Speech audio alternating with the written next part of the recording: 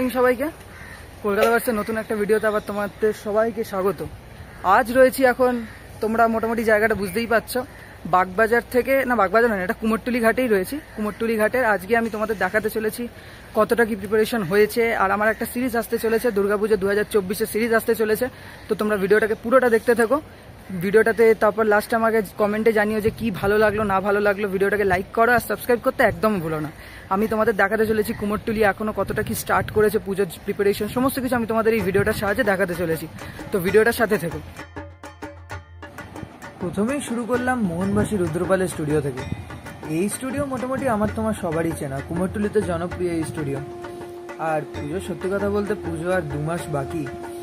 তো আমরা যারা পুজো প্রেমী, যারা যে ঠাকুর আসবে কতক্ষণ, কত দিন আর পুজো বাকি, তাদের কাছে কুমোরটুলি একটা আলাদাই ঐতিহ্য।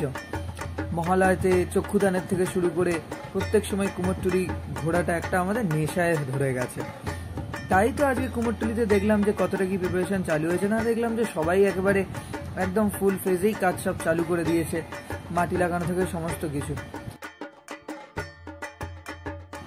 কুমোরটুলিতে এখন সমস্ত ধরনের কাজ এখন একদম ফুল ফেজে চালু হয়ে গেছে।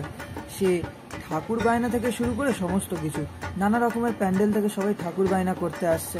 আর ইনি যে কাজটা করছেন, আমাদের পাড়ায় যখন ঠাকুর আসতো এই জিনিসগুলো অনেক সময় ছিঁড়ে ছিঁড়ে যেত, আমরা পাত্তা দিতাম না। আজকে বুঝলাম যে এই জিনিসের মুহূর্ত কতটা। তবে ঠাকুর রং এখনো শুরু হয়নি, তা সে জানাই কথা যে ঠাকুর রং শুরু হতে হতে সেপ্টেম্বরের মাঝখান থেকে ঠাকুর রং শুরু হবেই। তাই এমনিও কুমোরটুলি ঘুরে দেখলাম যে কতটা কি প্রিপারেশন চালু হয়েছে।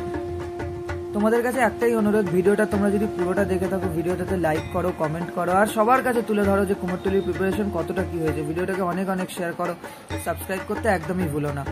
যাই হোক, দেখা হচ্ছে আবার পরের ভিডিওতে। ততক্ষণের জন্য টাটা।